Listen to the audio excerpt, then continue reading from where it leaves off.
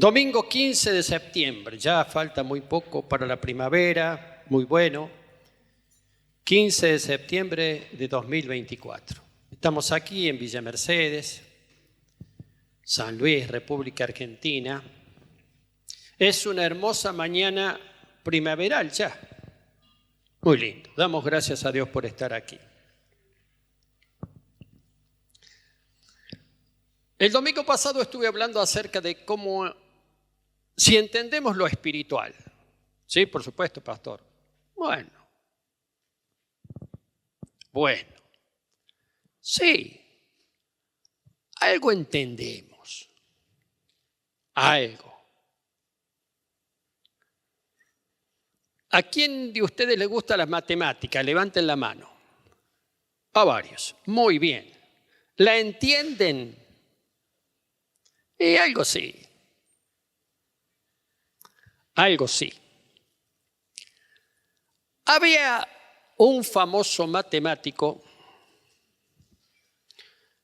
y de otras cosas, von Neumann, que decía lo siguiente: la matemática no se entiende por comprensión, sino por acostumbramiento.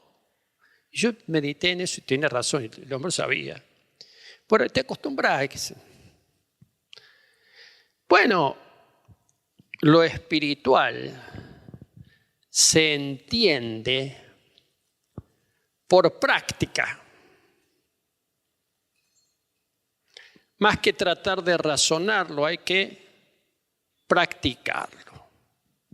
Entonces el título de la prédica anterior fue Entendiendo lo espiritual, o si entendemos lo espiritual. Ya está, ya Eduardo ya hizo la compaginación y bueno, está disponible en las redes. Véalo, si no lo escuchó, véalo. ¿Qué me estoy haciendo propaganda? No me estoy haciendo propaganda yo. En todo caso estoy haciendo propaganda a la palabra, a la revelación.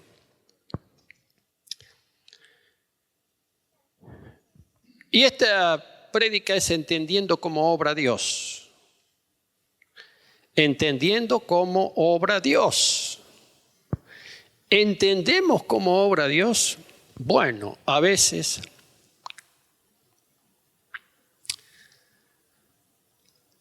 no entendemos mucho cómo obra Dios. Dios tiene otra lógica que la nuestra. Tiene otra lógica. Nuestro Padre, Dios eterno, redentor, creador, tiene una manera de pensar, por decirlo así. No sé si es válido hablar de esta manera, pero a veces tenemos que hablar de Dios como si fuera un ser humano. Y tiene una manera de pensar que es distinta a la nuestra. Por eso no por ahí muchas cosas no encajamos, no decimos, ¿y por qué esto? No sé, bueno, hay unas cosas que... Miren, yo voy a hacer cuatro puntos ahora para entender un poco cómo obra Dios y después voy a poner un ejemplo. Un ejemplo bíblico, pero cualquiera puede poner su propia vida como ejemplo de cómo obra Dios. Primero, Dios establece su propósito y convoca a seguirlo a Él.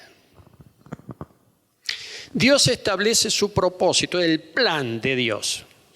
Vamos a hacer esto. El plan, ya tiene definido un plan y convoca a seguirlo. Fíjense que nosotros tomamos de Dios esas cosas y hacemos más o menos lo mismo, hacemos un plan, un proyecto, una cosa, una visión, le decimos, los pastores tienen una visión que está de acuerdo con ese propósito de Dios, que está de acuerdo con el plan. El plan de Dios es superior a nuestros planes. Y nosotros también, los pastores, los líderes también convocamos, vamos para esto. Y los hermanos son miembros de la congregación porque siguen ese propósito, siguen esa... El propósito de Dios en primer lugar, que está por encima de todo. Y después lo que nosotros planeamos, lo que nosotros hacemos. Entonces hay un grupo de gente que sigue. Esa gente es la congregación. Otra gente no le importa. No son de la congregación. Así que Dios establece su propósito y convoca a seguirlo. Así funciona la cosa, que lo seguimos a Él. Algunos lo siguen y otros no. Está muy claro. Algunos lo siguen y otros no. Dice el Señor Jesucristo: ancho es el camino que lleva a la perdición y angosto el camino que lleva a la vida eterna, porque la Biblia tiene esa característica dual, de dualidad. Si no elegiste estar con Dios Padre y su Hijo Jesucristo, entonces por descarte estás siguiendo la obra de Satanás, punto, porque no tenés otra alternativa. No hay situaciones intermedias, de esto hablé.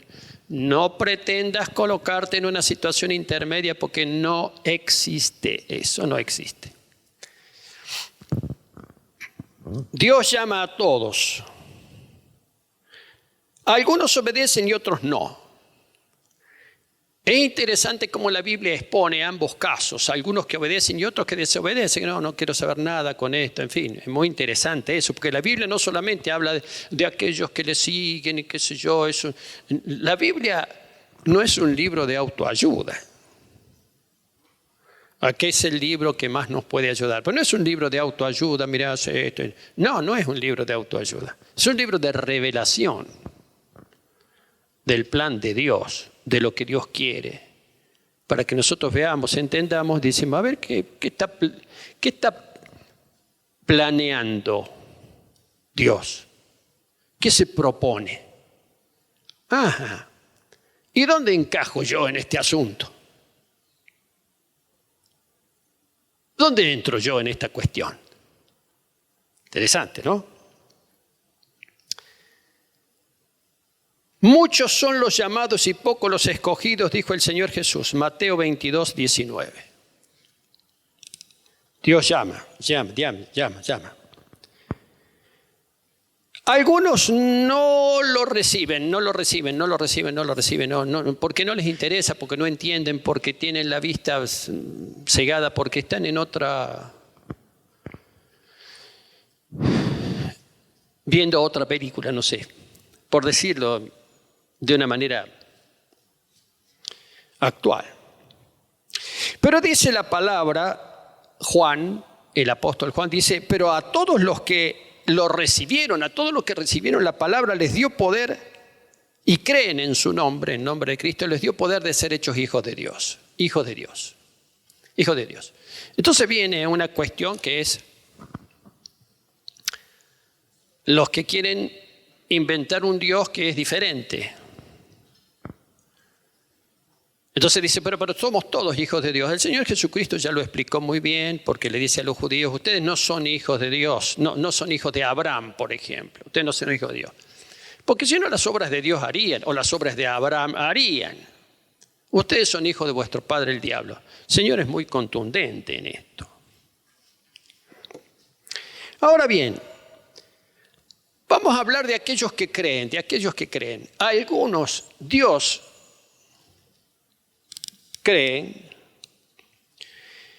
pero entre esos que creen Dios escoge a algunos como instrumentos útiles para su causa y su propósito. Algunos son escogidos especialmente. Cuando el apóstol Pablo se convierte de ser un perseguidor de la iglesia de Cristo, y Cristo dice, si vos perseguís a la iglesia de Cristo, me persiguen a mí. Porque cuando el Señor se le presenta a Saulo de Tarso, que iba camino a Damasco para poner presos a los cristianos, a algunos cristianos, se le presenta y le habla y le dice a Saulo, Saulo, ¿por qué me persigues? Me estás persiguiendo a mí. Porque hay una tremenda identificación entre Cristo y los suyos.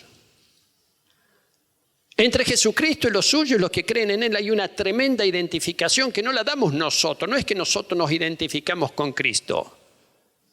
Hay una relación, una identificación que la da Él, no nosotros. Ah, sí, yo, porque creo. No, Él.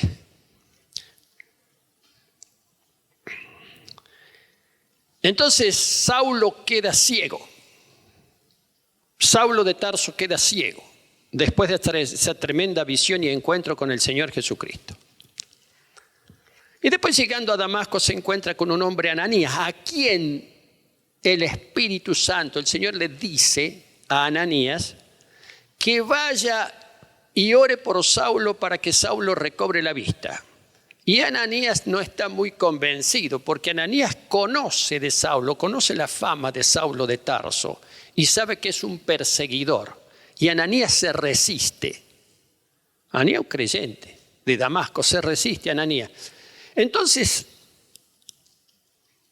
el Señor le dice, Ananías, ve a hablar con Saulo, porque instrumento escogido me es este para llevar mi nombre en presencia de los gentiles y de reyes y de los hijos de Israel. Anda porque yo lo he elegido a este especialmente.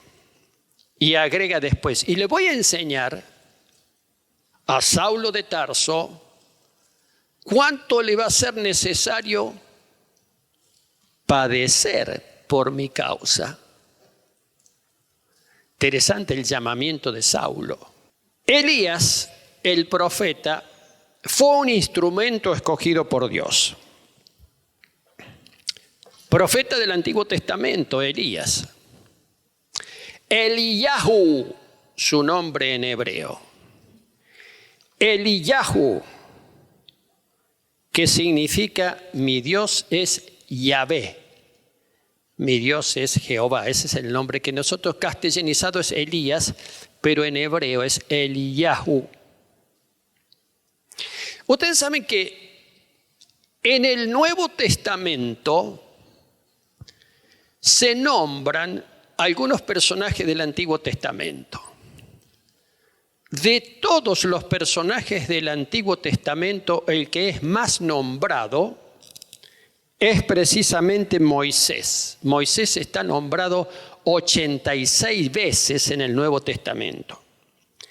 Le sigue Abraham. 73 veces es nombrado Abraham en el Nuevo Testamento. Y en tercer lugar está Elías. 30 veces se lo menciona al profeta Elías en el Nuevo Testamento.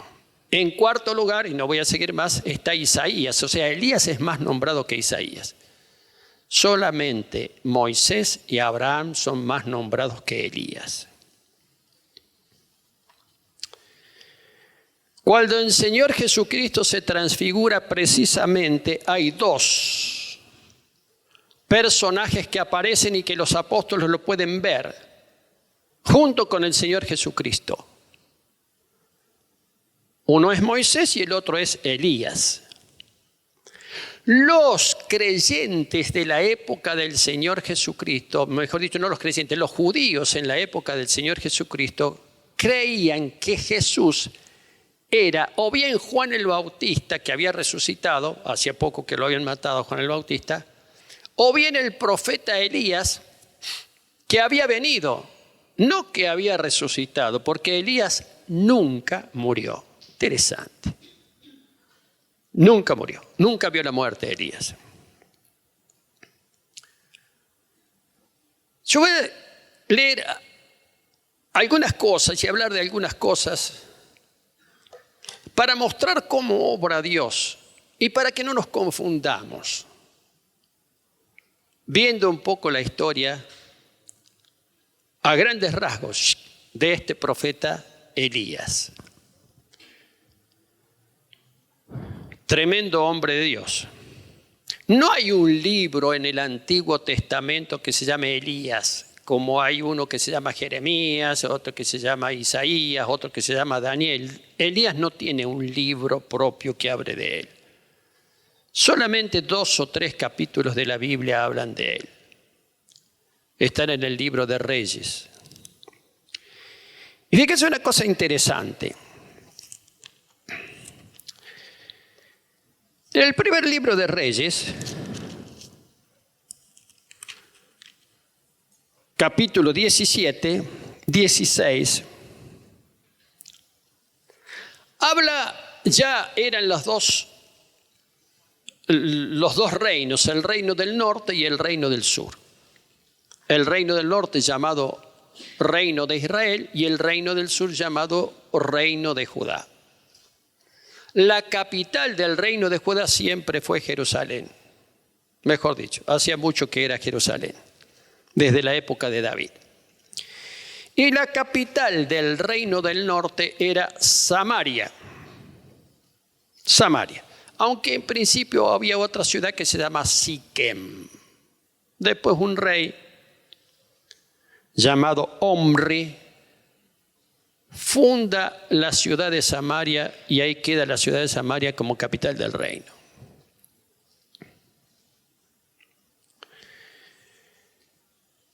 Este Omri, el rey Omri, fundador de Samaria, tuvo un hijo llamado Acab, famoso por lo malo. Omri también fue malo.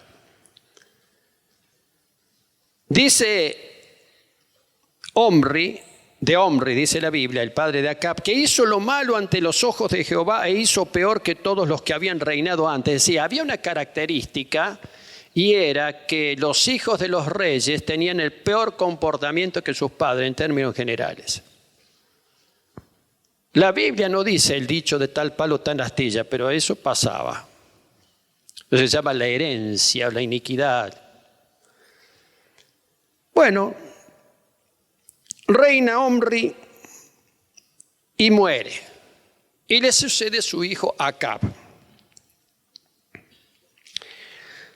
Ahora, hay una cosa interesante porque este Acab toma por esposa a una mujer no judía, no hebrea. Se llamaba Jezabel la mujer. Era sidonia, de Sidón. Y esta mujer era pagana, obviamente. Y era muy religiosa, por decirlo así. Y adoraba al dios Baal o a los dioses Baales. Y tenía un gran séquito de profetas de Baal. ¿Quiénes eran los profetas? Aquellos sacerdotes y profetas de los ídolos. En este caso, Baal. Y es en este panorama donde la Biblia lo presenta a Elías. Cosa interesante, no viene hablando de Elías, lo presenta de la siguiente manera.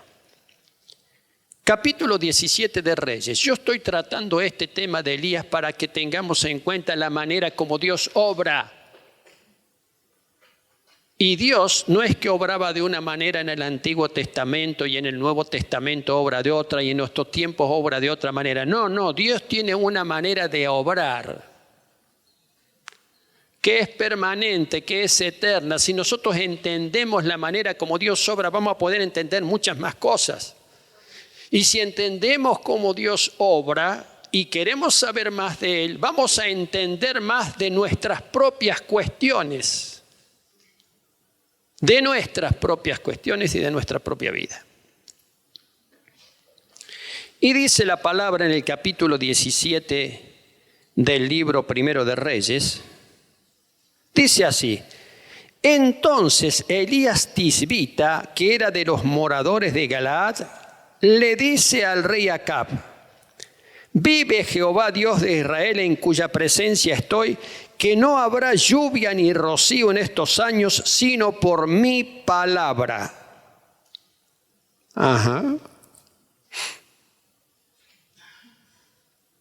Aparece este señor, Eliyahu, Tisbita, de Tisbe, una región de Galaad. Mejor dicho, de Galaad. Ahí cerca de Galaad, de la tribu de Gad. Era una región al oriente del Jordán. Cuando llega Josué con los israelitas después de haber atravesado todo el desierto y van a entrar en la tierra prometida, hay que cruzar el Jordán. Y muchas tribus la cruzan, pero algunas tribus no lo cruzaron, se quedaron al este del Jordán. Ellos venían desde el este. Se quedaron al este del Jordán. Uno de ellos, la región Galaad y la tierra de Gad. De ahí venía Elías, de una ciudad llamada Tisbe. Por eso lo llamaban Tisbita. Tisbe significa la ciudad de Tisbe significa capturado. Y de ahí apareció este personaje. El hombre del cinturón de cuero, porque ahí lo describen. Elías, sí, Elías, ese es Elías, tiene un cinturón de cuero, ese es el profeta Elías. Nosotros todos usamos cinturones de cuero, pero en aquel entonces no eran comunes. Se usaban para ceñirse algunas cinchas que se hacían más bien de tela, una cosa así, te atabas, en fin, era otra cosa. Y Elías viene y habla con Acab, con el rey, y le dice, no va a haber lluvia porque Dios me ha dado la autoridad de parar la lluvia. ¿A quién? A Elías. Y no va a volver a llover sino por mi palabra. Si hay sequía, aquí me tienen. Acá estoy yo soy. Dios me envió para traer sequía. Ah, mira qué lindo. Obvio que Acab no le prestó mucha atención. Interesante. No le prestó mucha atención. Porque la sequía todavía no había empezado. O no se notaba el efecto de la sequía.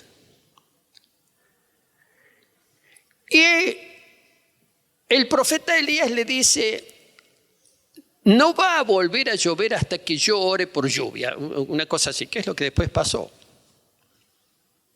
En el Nuevo Testamento, una de las partes donde se habla de Elías, dice, y Elías oró y se produjo sequía. Y otra vez oró y se produjo la lluvia. Eso dice la carta de Santiago. En el Nuevo Testamento, unos cuantos siglos después. ¿Y por qué iba a haber sequía? Era un castigo de Dios. ¿Por qué?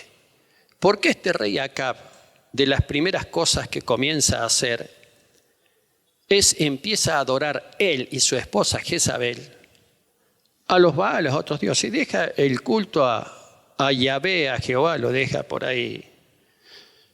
Sí, como tradición lo tengo, pero yo voy a adorar a otro. Y ese no era el propósito de Dios para el pueblo. De paso te voy diciendo que el propósito de Dios para cada uno de nosotros es que Él quiere tener un contacto con nosotros, quiere tener una relación, quiere que nosotros le sigamos, le sirvamos, lo adoremos a Él. No para que tengamos otros ídolos. Y el profeta profetiza una sequía y comienza la sequía. Pero fíjense cómo obra Dios. Hay una consecuencia sobre todos, de la cual el profeta no se salva. No es que él profetizó para todos, pero yo estoy en una cápsula. A mí no me va a pasar nada. Él también sufrió la sequía. De tal manera que Dios lo manda al oriente, al arroyo de Kerit, un arroyo que no se había secado todavía. Fíjense qué cosa interesante. Dice, y vino palabra de Dios a Elías y le dice, apártate de aquí y vuélvete al oriente y escóndete en el arroyo de Kerit que está frente al Jordán. Beberás del arroyo y yo he mandado a los cuervos que te den allí de comer. Y él fue e hizo conforme a la palabra de Jehová, pues fue y vivió junto al arroyo de Kerit que está frente al Jordán, un afluente del Jordán. Y los cuervos le traían pan y carne por la mañana y pan y carne por la tarde y bebía del arroyo. Una cosa interesante con Elías. ¿Qué hace Dios cuando lo manda ahí al arroyo de Kerit? Los pocos arroyos que tenían agua. Restablece la relación del hombre con la naturaleza como la que tuvieron Adán y Eva antes de pecar allí en el huerto de Edén. Era una relación muy armónica con el resto de la naturaleza. La restablece, entonces unos cuervos le traen comida. Fíjese qué cosa interesante, porque nosotros en general le damos de comer a los animales. Pero antes, en el Edén, había otra relación entre la naturaleza y el hombre. Dios la restablece para Elías ahí. Y estos cuervos le traen alimento al profeta. Y bebe del agua del arroyo. Y vive en esas condiciones precarias, pero donde lo esencial no le falta. Porque él está llamado a servir. No está llamado a prosperar. Elías está llamado a servir. Pero él está bajo las mismas condiciones que él predijo. Elías no está en una cápsula. Está en las mismas condiciones que todos los demás. Y en determinado momento el arroyo se secó. Claro, se había predicho la sequía. Llegó el momento que el arroyo se secó. Ajá. Pasados algunos días, se secó el arroyo porque no había llovido sobre la tierra. Obviamente. Si él había anunciado la sequía. Y ahora, entonces Dios le dice, levántate y ve a Sarepta de Sidón. Se va hacia el oeste, a la orilla del mar, a Sidón, una ciudad costera. Ahí la sequía no era tan grave en esa región. Se levantó y se fue a Sarepta. Y cuando llegó a la puerta de la ciudad, he aquí una mujer viuda que estaba recogiendo leña, y él la llamó y le dijo, te ruego que me traigas un poco de agua en un vaso para que beba. ¿Qué es lo primero que le pide? Agua.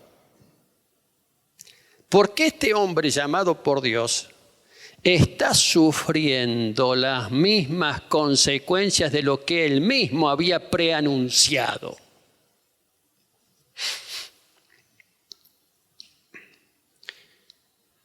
Y yendo ella para traérsela, él la volvió a llamar y le dijo, te ruego que me traigas también un bocado de pan en tu mano.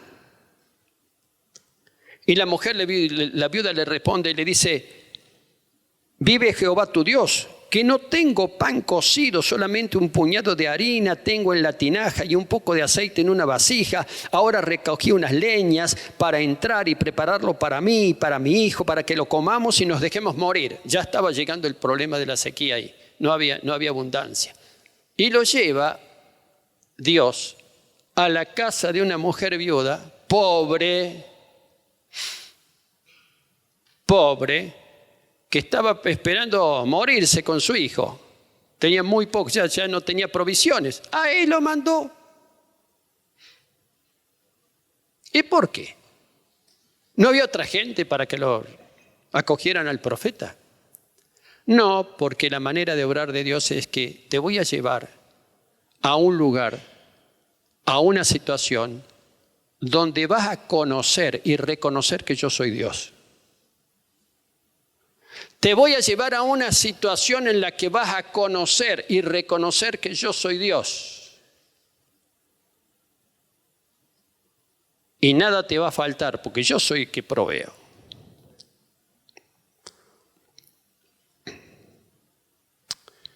Y Elías le dice a la mujer, no tengas temor. Haz como has dicho, sí, prepara eso, son los leños que tenés y el poco aceite y la harina que tenés, muy poco, hace pan. Hace eso. Pero primero dame de comer a mí. Una torta cocida debajo de la ceniza, tráemela y después harás para ti y para tu hijo. Porque Jehová Dios, y acá el profeta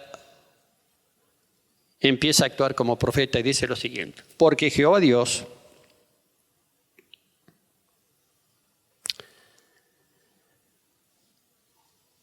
dice así, ha dicho así, la harina de la tinaja no escaseará, ni el aceite de la vasija disminuirá hasta el día en que Jehová haga llover sobre la faz de la tierra. Entendiendo a Dios. La mujer no lo sabía. La mujer estaba tratando de resguardar a ver cómo zafaba de la situación ella y su hijo, que encima después el muchacho se enferma y muere. Pero el profeta sí sabía.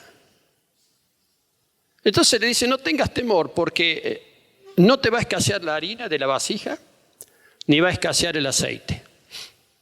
Hasta que haya provisión, hasta que puedas salir a comprar, o hasta que haya provisión, vuelva a haber trigo y vuelva a haber aceite, después que llueva. ¿Cuánto tengo que esperar?, diría la mujer. Y va a tener que esperar. Pero Dios ha establecido esto. ¿Se entiende cómo obra Dios? No va a escasear, pero vas a tener que esperar.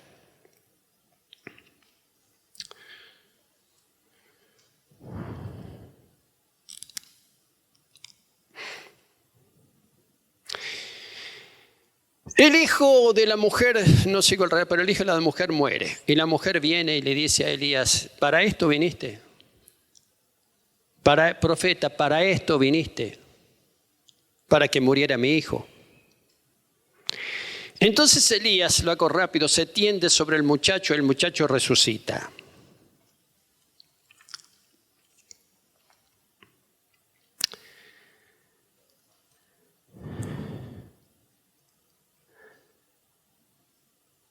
Pasados muchos días, dice, vino palabra de Jehová a Elías en el tercer año, diciendo, ve, muéstrate a Acab y haré llover sobre la faz de la tierra. 3 años de sequía. Ya sale de ahí de Sarepta de Sidón, tiene que volver a encontrarse con el que no quiere encontrarse. Tiene que volver a encontrarse con el que no lo quiere ni ver, que es el rey Acab.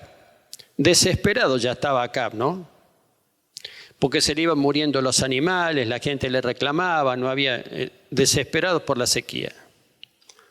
Sequías, ¿no? El año pasado tuvimos sequía en la Argentina, entonces dice, bueno, perdimos no sé cuántos miles de millones de dólares en exportación y esto y todo. Es complicada la sequía.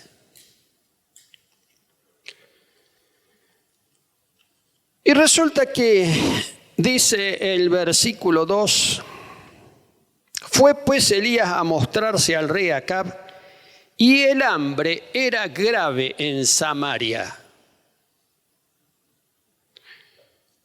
allí en el reino del norte. ¿Y qué quiere decir que el hambre era grave? ¿Que estaban caras las cosas? ¿Que estaba caro el trigo? ¿Que estaba cara la harina? ¿Que estaba cara? No había. Y algunos muy privilegiados que habían guardado no lo vendían a precio exorbitante. Y la mayoría de la gente vivía con lo que podía. El hambre era grave en Samaria.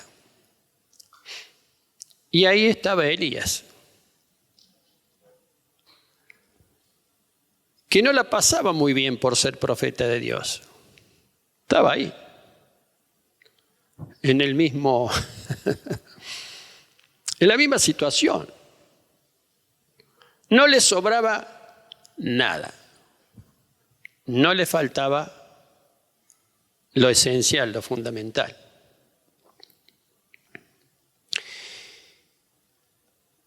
Y cuando Elías va a dirigirse a Acab, resulta que el rey Acab había salido junto con uno de sus sirvientes llamado Abdías, que era el mayordomo, y decía, mira, vamos a recorrer, vos salís por un lado, yo salgo por otro, el rey con séquito, Abdías con otro, vamos a recorrer toda la región a ver si encontramos algún arroyo que no se haya secado, a ver si encontramos algo de agua para los animales, para la gente, así de desesperante era la situación. Y este mayordomo, Abdías sale por un lado, el rey sale por otro lado, y resulta que se cruzan Abdías y Elías, que iba para Samaria, Elías a hablar con el rey Acab, porque Dios le había dicho, tenés que ir a hablar con el rey Acab. Y se encuentran. Es muy interesante.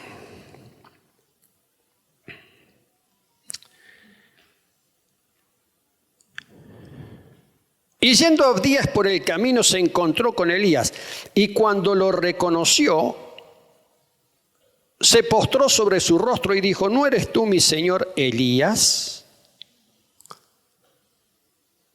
El mayordomo del rey Acab lo reconoce a Elías. Dice, no, era muy creyente Abdías. Él había escondido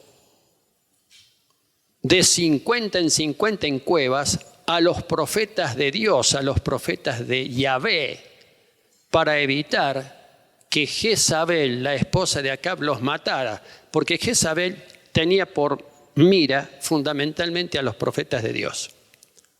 Es interesante. ¿No eres tú mi señor Elías? Sí, yo soy, dice Elías, yo soy. Y Elías dice, bueno, andá y decirle a tu señor, al rey Acab, que acá está Elías. Y dice, no, por favor, no me pidas eso porque yo he hecho una cosa, he escondido a los profetas de Baal. Si llego con esta noticia, el rey Acab me va a matar. Bueno, el profeta lo convence a Abdías que vaya a decirle, acá está el rey Elías, que le vaya a decir al rey Acab. Y se encuentran el rey con Elías, con el profeta. Ajá. Y cuando el rey Acab lo vio a Elías, le dijo, ¿eres tú el que turbas a Israel? Así que vos sos el que causa problemas. Mira el lío en que nos has metido. Mira el problema, porque a vos se te dio por anunciar la sequía. Vos sos el que está trayendo tantos problemas a todo el reino, a toda la gente. Y Elías le dice, no, yo no he traído los problemas. Vos y la casa de tu padre dejando los mandamientos de Dios y siguiendo a los ídolos. Ajá. Elías solo.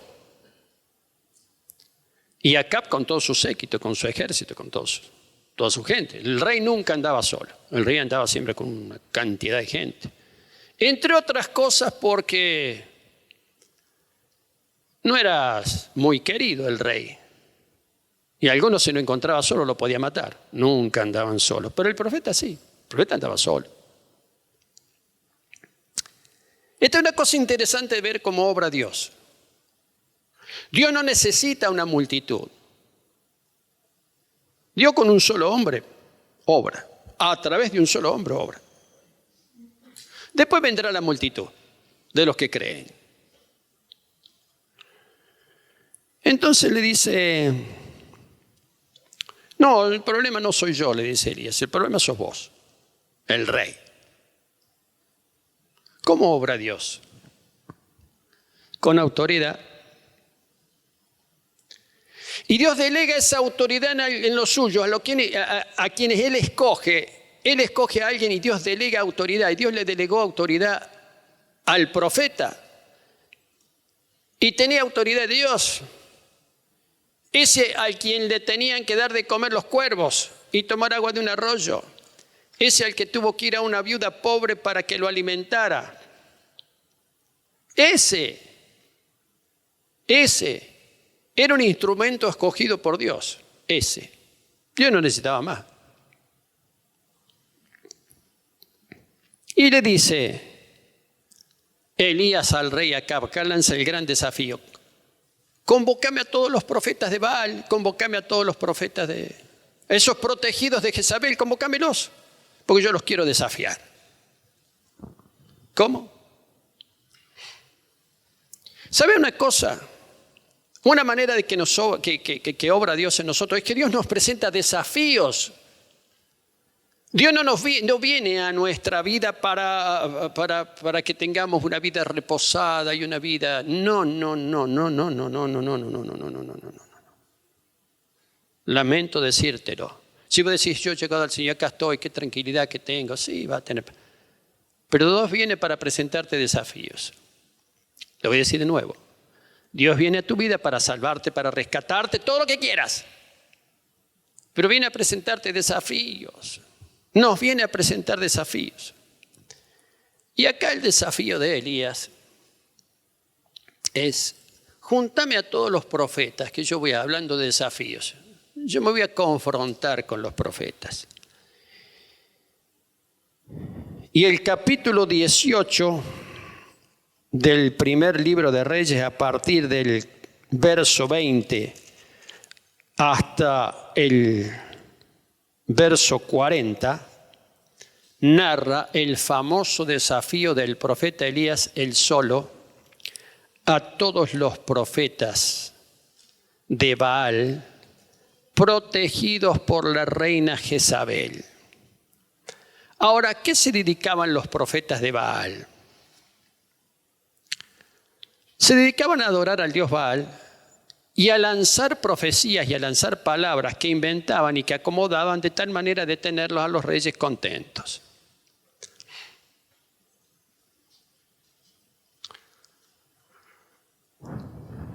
La mayoría de las palabras proféticas que encontramos en el Antiguo Testamento, la mayoría, había muchas cosas buenas, pero la mayoría no eran cosas tan buenas. Este jamás me profetiza nada bueno, dice un rey. Lo detesto. Hablando de otro profeta. Jamás me profetiza nada bueno. El profeta le dice, pero yo te voy a profetizar lo que Dios me dice que tengo que decir, no lo que vos quisieras que yo te diga. ¿Cómo obra Dios? ¿Cómo obra Dios? Hablándonos. Y a veces algunas cosas que nos dice,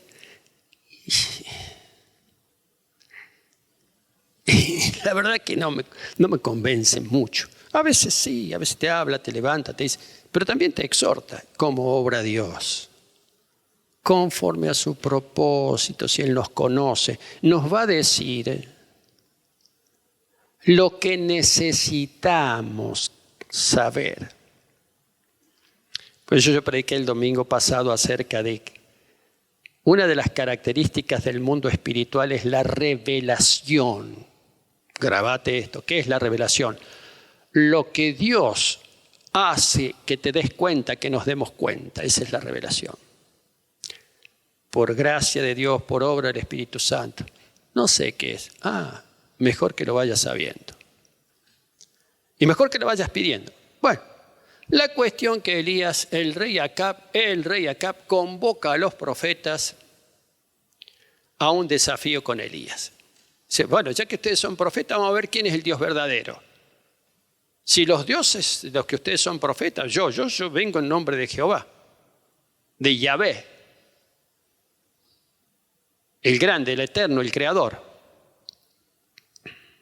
el Dios de nuestros padres, Abraham, Isaac, Jacob, el Dios de Moisés, el Dios de Aarón, el Dios del rey David. Todo eso habían pasado. Y los convoca en el monte Carmelo. Es muy largo el relato. Pero la convocatoria dice lo siguiente, vamos a hacer sacrificio de animales. Vamos a hacer un altar, ahí vamos a poner animales, vamos a poner leña abajo, pero nadie viene con fuego. El fuego que lo ponga Dios. Y ahí prepararon los profetas de Baal y pusieron, eran 400, de Baal y Acera. Prepararon un altar, es decir, unas piedras elevadas, en fin. Pusieron los animales, pusieron leña, pero nadie va a prender fuego. Pídanle al Dios que prenda fuego. Y empezaron los profetas de Baal desde la mañana temprano hasta el mediodía y danzaban. Y tenían la costumbre de herirse con lancetas y chorreaban sangre, se herían con lancetas, esa era su costumbre. No pasó nada. Ya está. ¿Terminaron? Bueno. Ahora me toca a mí. Arma un altar. Pone animales encima del altar. Dice, traigan agua. Hizo una zanja alrededor del altar. Echaron 2 o 3 cántaros de tal manera que había agua en la zanja. La leña totalmente mojada. Totalmente empapada con agua. Y Elías dice, ahora Señor Dios eterno, manda tu fuego. Y viene fuego de Dios y consume la leña, consume el holocausto. Dice que hasta las llamas lamían el agua. Así, ¿quién es el verdadero profeta y quién es el verdadero Dios? Y todo el pueblo, porque habían reunido todo el pueblo ahí. El rey había reunido a todo el pueblo. Porque el rey pensó lo siguiente: ¿qué va a hacer este individuo? Frente a semejante oposición, estoy predicando acerca de la manera como obra Dios. Como obra Dios. Frente a semejante oposición, a ver qué va a hacer. Bueno, entonces, después de semejante demostración,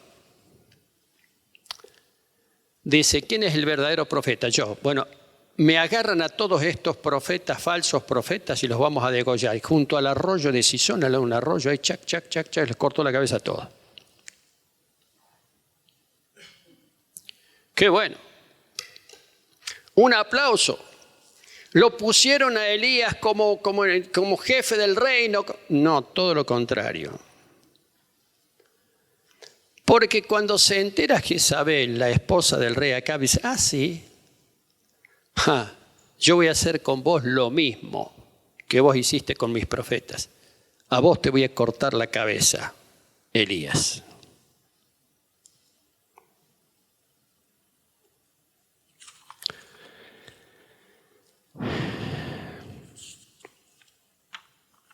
A vos te voy a cortar la cabeza.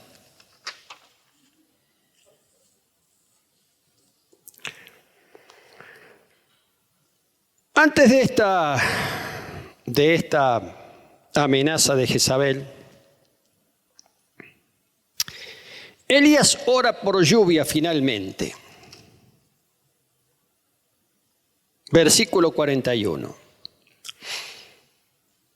Después de cortarle la cabeza a los profetas de Baal, le dice al rey Acab: voy a orar por lluvia. Se termina la sequía. Entonces Elías le dice a Acab: sube, come y bebe, porque una lluvia grande se oye. Y Acab subió a comer y a beber, y Elías subió a la cumbre del Carmelo, y postrándose en tierra puso su rostro entre las rodillas, y le dijo a su criado: sube ahora y mira hacia el mar.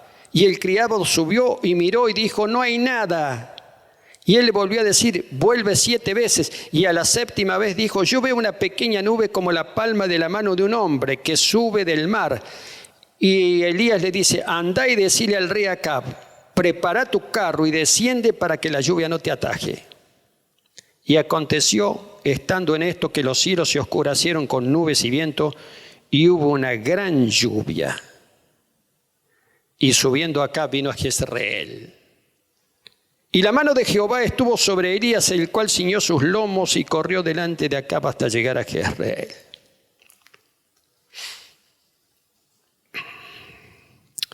Se terminó la sequía.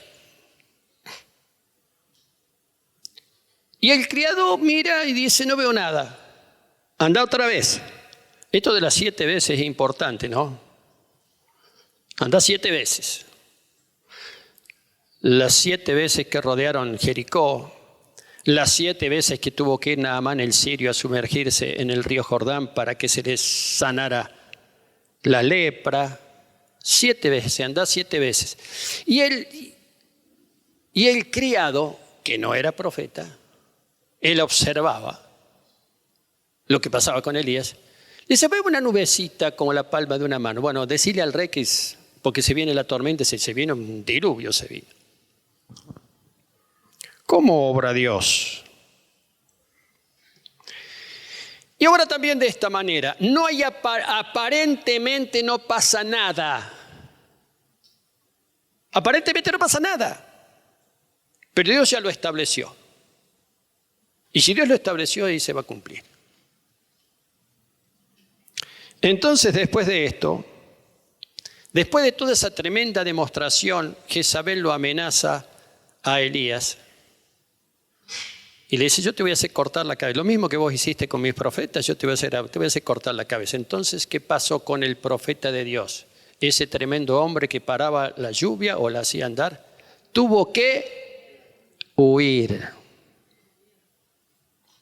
Tuvo que huir de la amenaza de Jezabel. ¿Le hubiera cortado Jezabel la cabeza? Sí. ¿No le pasó acaso a otro profeta muchos siglos después?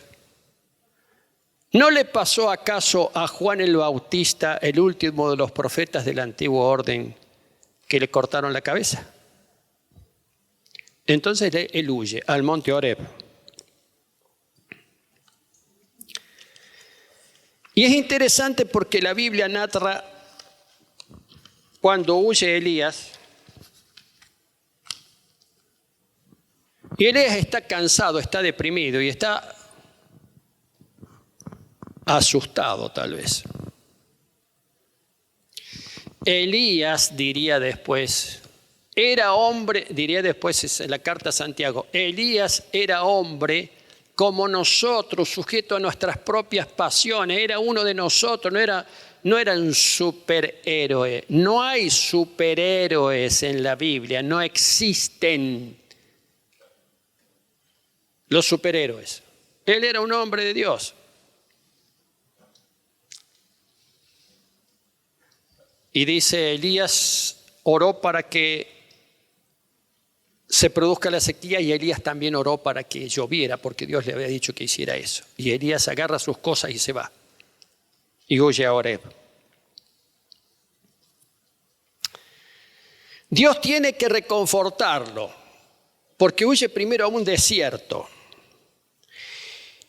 Y en el capítulo 19, versos 4 al 8, dice lo siguiente, o 3, viendo el peligro, Elías se levantó y se fue para salvar su vida y vino a Beerseba, que está en Judá, y dejó allí a su criado. Y se fue por el desierto un día de camino y vino y se sentó debajo de un enebro y deseando morirse dijo, basta ya, oh Jehová, quítame la vida, pues yo no soy mejor que mis padres. Estaba totalmente desgastado,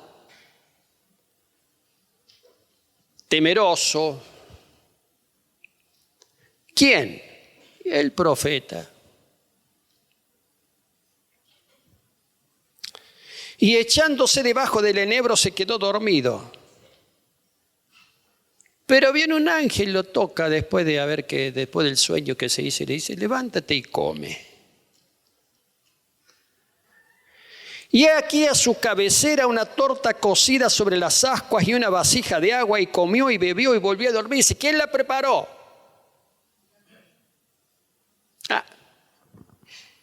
Son cocineros los ángeles. Son servidores de Dios. Ellos pueden hacer cualquier cosa que Dios les diga que hagan. ¿Acaso el Señor Jesucristo no se relata después que les preparó unos pescados a los... Ya ha resucitado el Señor. Estaba en la playa y le preparó pescado para que comieran pescado. Interesante. ¿De qué estoy predicando? Estoy predicando acerca si entendemos cómo obra Dios.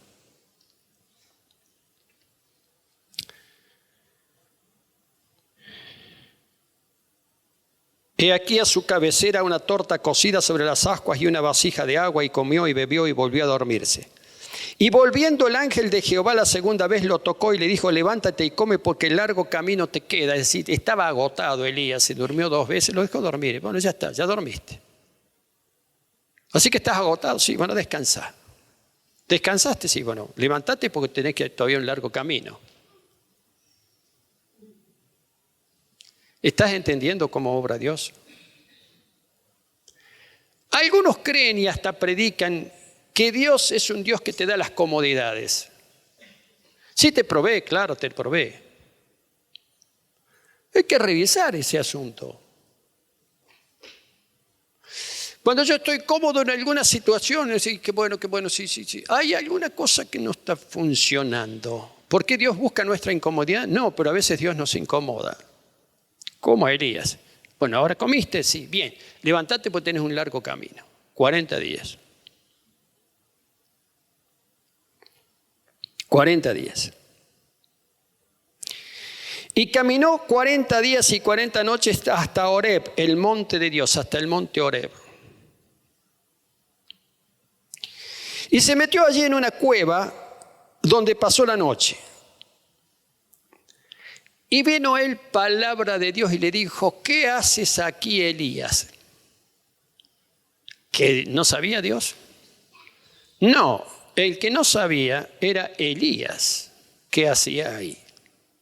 Él no lo sabía. ¿Qué haces aquí, Elías?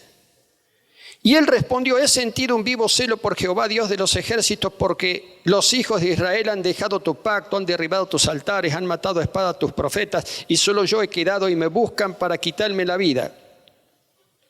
Entonces le dice Dios: ajá, estás preocupado por todo eso. Sí, eso está pasando. Ahora vas a salir afuera de la cueva.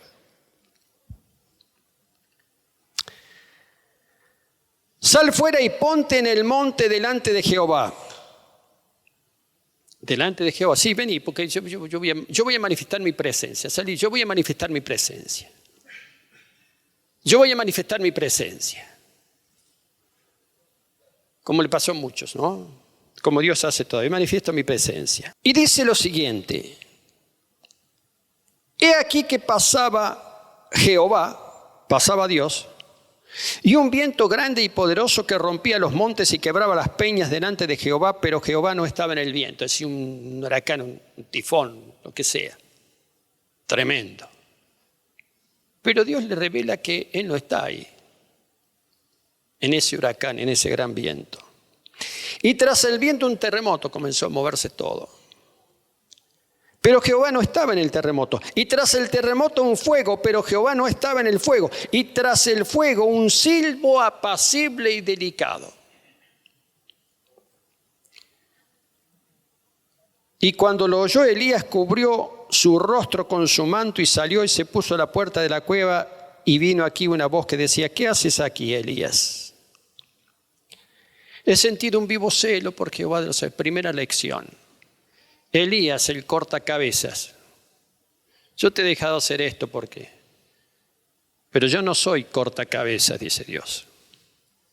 Yo no me manifiesto en un viento que rompe las peñas o en un terremoto que destruye todo. Yo me manifiesto, dice Dios, en ese silbo, como un silbido apacible y delicado, y Elías reconoce la presencia de Dios ahí. ¿Cómo obra Dios?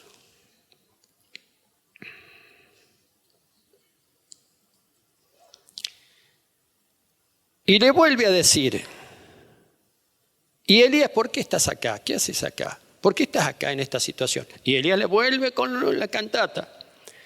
He sentido un vivo celo por Jehová, Dios de los ejércitos, porque los hijos de Israel han dejado tu pacto, han derribado tus altares y han matado a espada a tus profetas, y solo yo he quedado y me buscan para salvarme la vida. Entonces Dios le dice: no, no es así. Ahora yo te encomiendo algo. Ya viste mi presencia, ya te diste cuenta de qué manera me manifiesto, no de la manera que vos te querés manifestar. La forma, mi forma de hacer las cosas es diferente, Elías. Tenés que entender eso.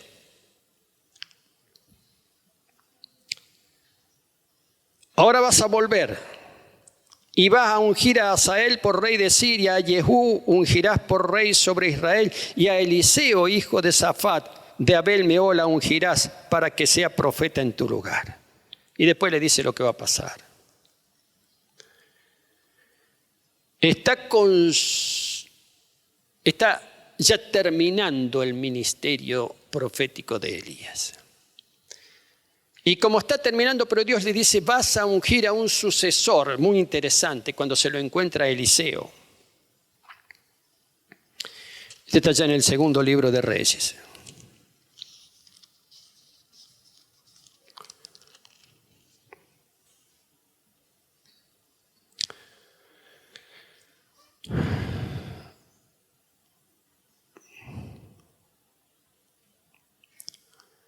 No. Primera Reyes 19. Ahí.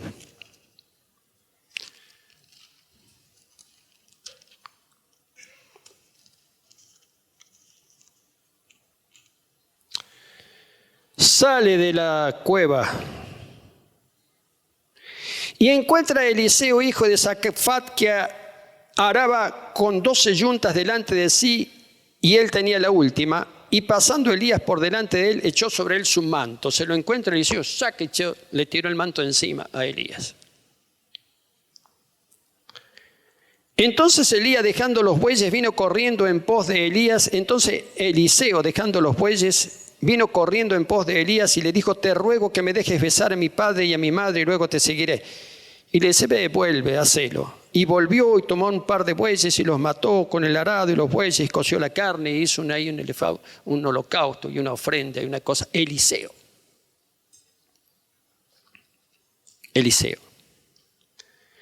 Y Eliseo anduvo con Elías.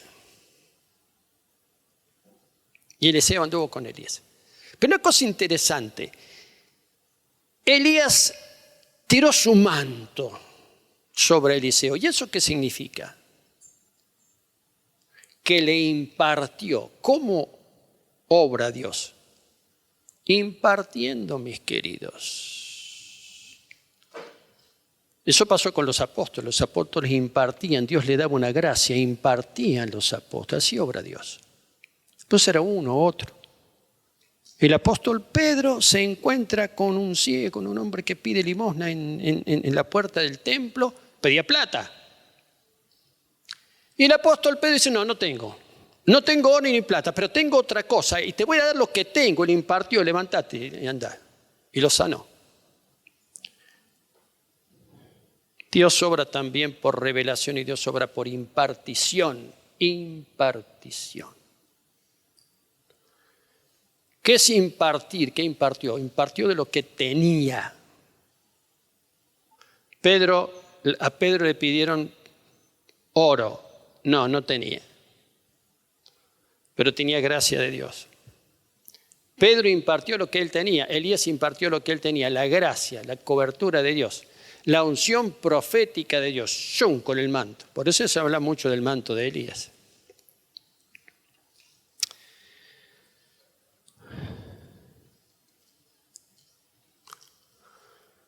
Después Elías amonesta al rey Ocosías, hijos de Acab, por haber consultado a Baal-zebub. Ocosías, el hijo de Acab, ya Acab murió. Otro profeta llamado Micaías profetiza la derrota de Acab. Acab ya está muerto. Lo sucede Ocosías, hijo de Acab. Y resulta que Ocosías se enferma. Y él dice: miren cómo estaban impregnados de toda la basura. Manda a unos hombres para consultar a un dios filisteo, un dios de Ecrón, que se llamaba Baal-zebub. O también en el Nuevo Testamento se lo conoce como Belzebú, es el mismo. ¿Qué significa Baal-zebub? Significa el dios de las moscas. El dios de las moscas. Y lo van a consultar, a ver si Ocosías va a sanar o no va a sanar. Entonces Dios lo manda a Elías para que vaya y encuentre a estos enviados de Ocosías que iban a ir a consultar a Baal-zebub. Se los encuentra y dice: no hay Dios en Israel para que lo consulten. ¿Cómo obra Dios? ¿Cómo obra Dios? Dice: yo soy Jehová tu Dios, fuerte, celoso. Y lo manda al profeta a decirle a los otros: ¿cómo que no hay Dios acá? ¿Por qué no me consultan a mí? Bueno, por consultar a ese Baal-zebub, vas a morir. No vas a sanar, te vas a morir. Y murió Ocosías. Ya para esto, Elías es un hombre grande, vive solo.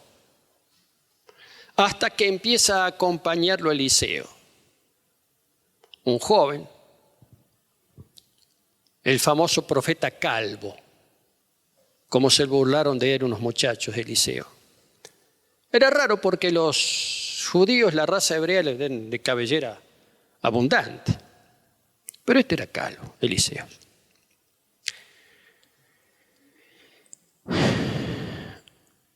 El segundo libro de Reyes, en el capítulo 2, habla acerca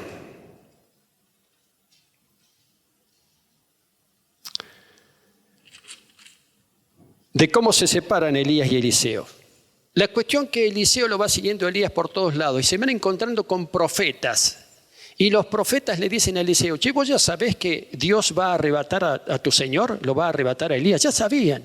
Varios profetas, va a otro lado. Sí, ya lo sé, dice Eliseo. Te vas a quedar sin tu Señor, se va a quedar sin... Eliseo lo seguía a Elías a todos lados. Elías quería quedarse solo. Porque sabía que Dios lo iba a arrebatar. Y otros profetas ya lo sabían. ¿Sabés que Dios va a arrebatar a tu Señor, Elías? Sí, ya lo sé. Sí, ya lo sé. ¿Cuándo? No sé cuándo. Finalmente se produce.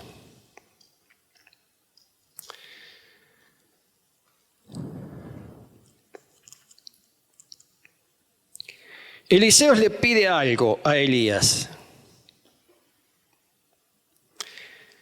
Elías le dijo a Eliseo, pide lo que quieras que haga por ti antes que yo sea quitado de ti. Y le dijo Eliseo, te ruego que me des una doble porción de tu espíritu y que una doble porción de tu espíritu sea sobre mí. Eliseo era un hombre con unción profética, ya tenía la unción profética, pero quería toda la unción. La doble porción se le daba a los primogénitos, de toda la herencia la doble porción, de ahí toma. A veces muchos hermanos quieren una doble porción del Espíritu, dicen con la misma petición de Eliseo. Y Elías le dice, cosa difícil me pediste. Pero si vos me ves cuando yo fuere quitado de ti, te será hecho. Y aconteció que yendo ellos y hablando, he aquí un carro de fuego con caballos de fuego apartó a los dos y Elías subió al cielo en un torbellino. En determinado momento se presenta un carro y Elías fue arrebatado, el hombre que no vio la muerte. Hay otro personaje del Antiguo Testamento que tampoco vio la muerte. Se llamaba Enoc. Ni siquiera el Señor Jesucristo dejó de ver la muerte porque Él vino para morir por nosotros.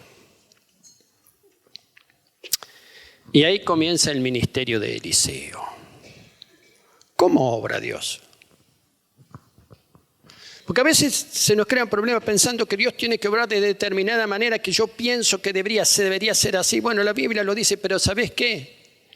Dios obra primero estableciendo un plan, estableciendo un propósito y nos invita a nosotros a meternos dentro de ese plan, creyendo en Cristo, su Hijo, que vino al mundo para morir por nosotros. Y aceptando sus reglas, aceptando sus mandamientos. Y Él va revelando. ¿Y a quién se va revelando? ¿A quién va dando cuenta? A aquellos que quieren, que tienen hambre, que tienen sed. Como el ciervo brama por las corrientes de las aguas, así clama por ti, oh Dios, el alma mía. Mi alma tiene sed de Dios, del Dios vivo, dice el Salmo 40. Hermoso. Si nosotros venimos acá, queridos, y nos congregamos, es porque tenemos sed de Dios, ¿o no? Claro. ¿Y por qué tenemos sed? Porque tenemos necesidad. ¿Y por qué tenemos necesidad? ¿Y por qué tenemos necesidad? O mejor dicho, ¿por qué nos damos cuenta que tenemos necesidad de Dios? Y porque Dios te lo revela, te lo hace ver. Y a veces nosotros decimos, estoy viviendo muchas complicaciones, estoy viviendo muchos problemas, estoy con esto. Por lo tanto, en fin, no quiero saber nada con Dios. Hace poco una mujer me dijo, y yo estaba enojada con Dios. ¿Y por qué? Porque pasó esto y esto. Había fallecido su padre. Ya era el tiempo. Y que estoy enojado con Dios. Elías, debajo del enebro, ahí, qué sé yo, no quiero saber más nada, por favor, quítame la vida. No, tranquilo, Elías. Acostate, dormí un poco. Descansá. Come algo, toma. Yo te envío mi ángel, ¿para qué? Come algo. Y levántate. Porque todavía tenés algo que hacer. ¡Apa! Todavía tenés algo que hacer. Y yo te voy a mostrar. Cuando vos te parece que ya todo... No, yo te voy a mostrar quién soy yo. Tremendo hombre de Dios este Elías. Por eso que es el profeta más citado en el Nuevo Testamento. ¿Qué vida tuvo? Nosotros le pedimos a Dios que nos provea y hacemos bien en hacerlo. Y que nos libre y hacemos bien en hacerlo. Y que nos cuide y que nos proteja de las enfermedades y que proteja. Y hacemos bien en hacerlo. Sí, Señor, el Señor Jesucristo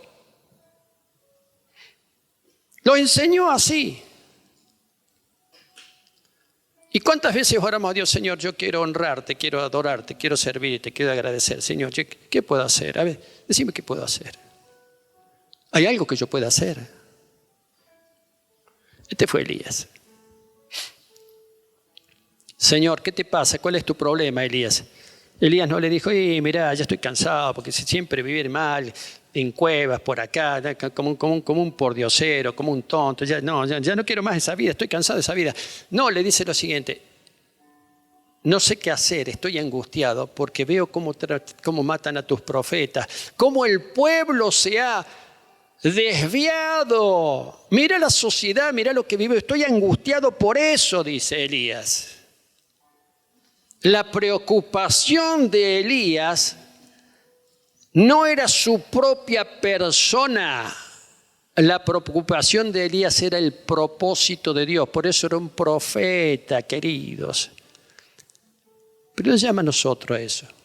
No estaremos tal vez demasiado preocupados por nuestros propios problemas. ¿Cómo obra Dios?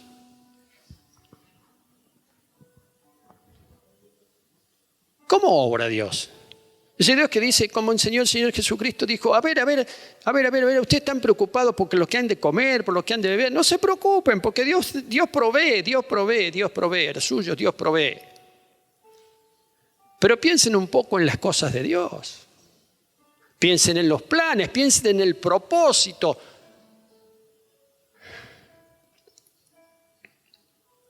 El Señor Jesucristo lo dijo así. Mi Padre sabe las cosas que ustedes tienen necesidad. Sí, claro que las sabe. Si no, no sería Dios. Pero ustedes busquen primero la voluntad de Dios y su justicia y van a ver cómo las cosas se van a empezar a acomodar. Vaya si lo sabía Elías a esto. Es tremendo verlo a Elías ahí tirado debajo del enebro ese, angustiado, cansado, sediento, temiendo por su vida. Obvio, si era un hombre. Elías era un hombre sujeto a pasiones igual que las nuestras, dice ahí la carta a Santiago.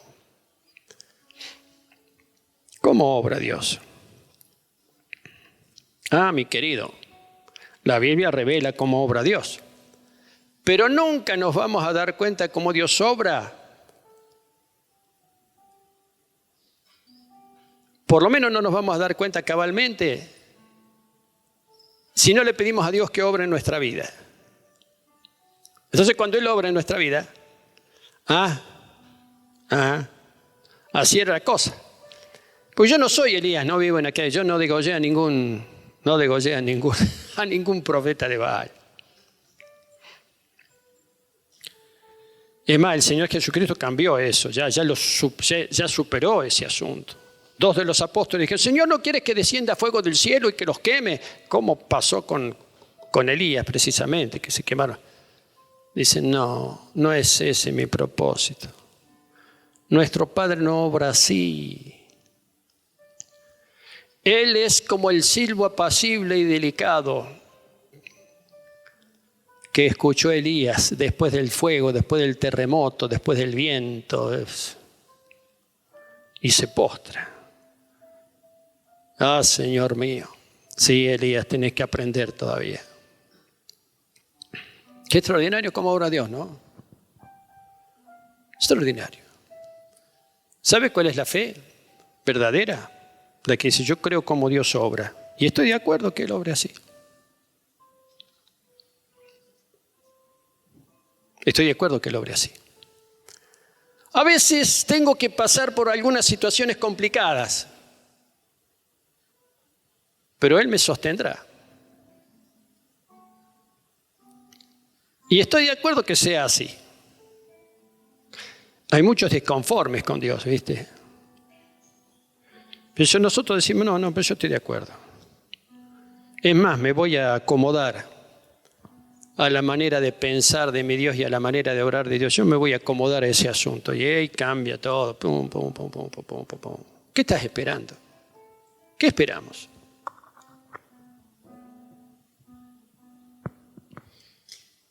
¿Qué esperamos? ¿Alguna manifestación extraordinaria? Puede ser que Dios la dé. ¿Qué esperamos? Tenemos que tomar una decisión y una decisión de fe. Y una decisión de fe, queridos, es un paso. Es un paso sencillo, un pasito, un pasito. A ver. Y Dios nos empieza a ver, empieza a revelar y dice, así que de esto se trataba la cosa. Yo pensaba que de esto se trata. Tremendo hombre de Dios ese Elías, ¿no? ¿Por qué lo eligió Dios? Andá a saber por qué. Pero hay algo especial en él. ¿Por qué se lo llevó? Y no pasó por el trance de la muerte. Vino un carro de fuego a buscarlo y Eliseo dijo, ¡ay, Eliseo! Eso. Carro de Israel, su gente de a caballo, Señor mío, quedó turulo Eliseo. Hasta que después comienza él y entiende para qué lo llamó Dios. Tremendo profeta Eliseo, ¿no? Esa es la experiencia, mis queridos. Esa es la experiencia. Si nosotros vemos y entendemos cómo obra Dios, se nos van a acomodar los tantos. Se nos van a acomodar muchos tantos. Y vamos a ver y comprender algunas cosas. Porque eso es lo que Dios quiere. Dios invita, vengan a mí, dice, vengan.